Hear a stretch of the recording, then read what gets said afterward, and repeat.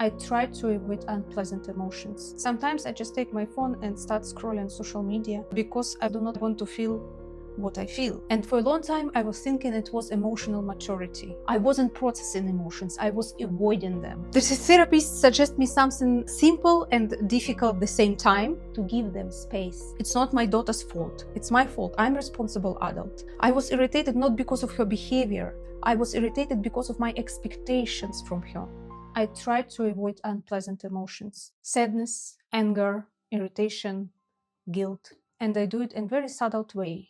Sometimes I just take my phone and start scrolling social media, not because I'm interested, but because I do not want to feel what I feel. For example, when my daughter went to kindergarten for the first time, I felt very sad the whole day. And I kept noticing myself scrolling, because I simply didn't want to feel that sadness. When I feel anger or aggression, I started an internal dialogue with myself. I explain, I rationalize, I tell myself, don't be angry, it's okay, it could be worse. When I feel guilt, I'm comforting myself the way like, oh, it's okay, you're just a human, you are the mother, like all mothers, like getting tired, all mothers are humans. Just trying to not accept that guilt and that feeling. I'm trying to get out of this. You see my hands even showing this, get out of this. And for a long time I was thinking it was emotional maturity. But during my psychological session, I realized something different. I wasn't processing emotions, I was avoiding them. I've been in psychotherapy for many years. At the beginning, therapy helped me to fix things which obviously wasn't working in my life.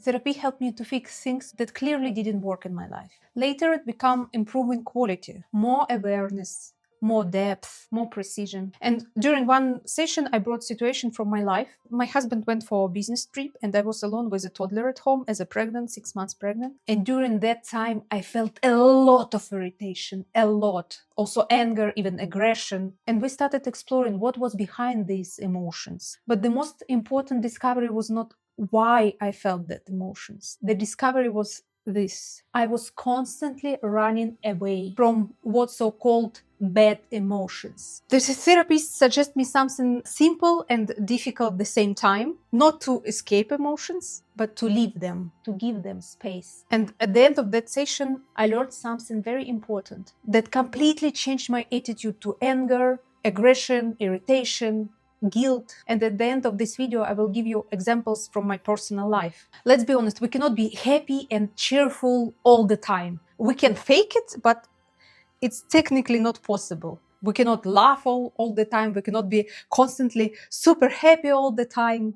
Everything asks for balance, also emotions. And any emotion has a limited time. It comes to disappear. You cannot feel something for longer than approximately 10 minutes. It's proven fact. And emotions are not our enemies. They are our helpers. Any emotions. Every emotion tells us something about relationship with a situation. Being an angry person, it's one thing. Feeling anger is something completely different. Feeling anger is not something bad. So let's say this clearly. There are no good or bad emotions. They are not useless emotions. So-called positive emotions and negative emotions are all signals. They are indicators. Why rationalizing does not work. For a long time, I was trying to say, that's normal, that's okay, yeah.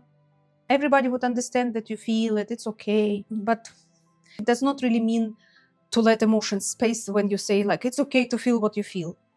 To live through emotions, to leave emotions, to let them space means something different. And emotion comes, let's say it's irritation or anger. Instead of pushing this away like, oh, that's normal, yeah, no worries, that's normal, let's stay away a little bit. I notice it. I say myself, okay, I'm irritated right now. I observe what happens in my body. Faster heartbeat, tension, heat, emotional intensity. Okay, yeah. Notice it. And then ask a question, like internal question. Why are you here? Irritation, why are you here? What are you protecting? What do you want to show me? Because very often irritation, like its first stage, then anger, then aggression, it comes as a protector. And it usually appears when something is demanded from us that we don't want to give. It can be our attention, our time, our present, our actions. We often agree, yeah, we have to do this, we should do this. We often comply, but inside, really inside, we don't want this. And this is where emotions are getting extremely valuable.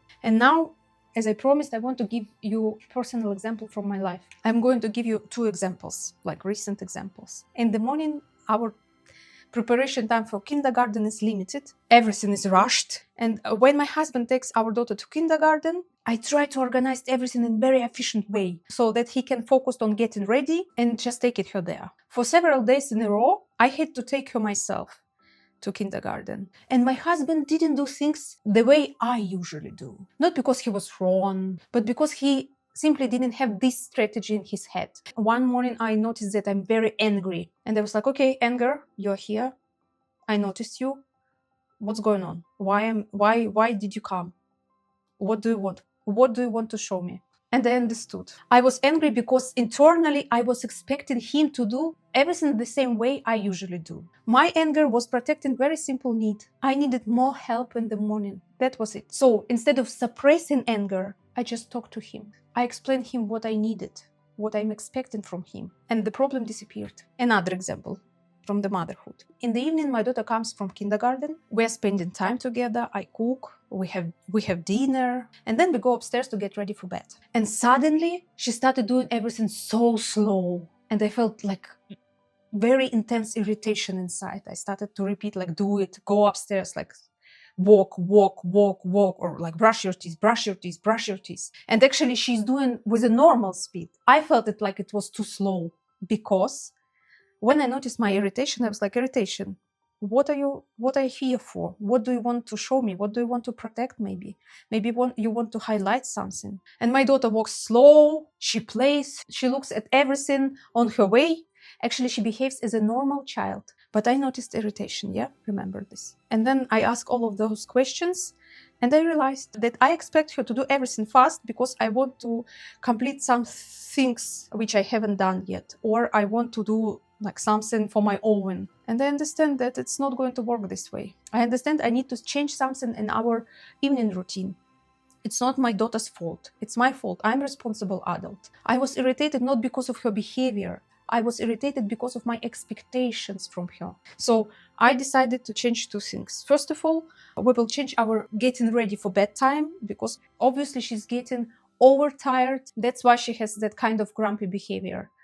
And another thing, I will do all of my tasks before she comes home.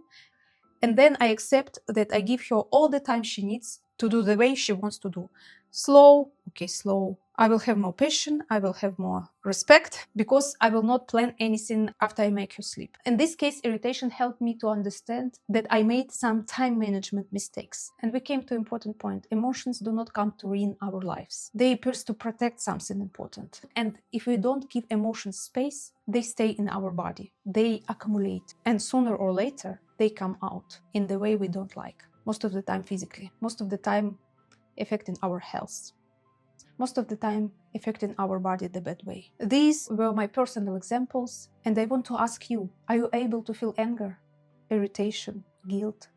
Do you let yourself to do this? Or do you immediately say, it's okay, when it's actually internally it's not okay? Share please in the comments, what do you think about so-called bad emotions? And if this way of thinking resonating with you, please subscribe to this channel. Here we talk about emotions, psychology, and real life, without pretending and without running away from ourselves.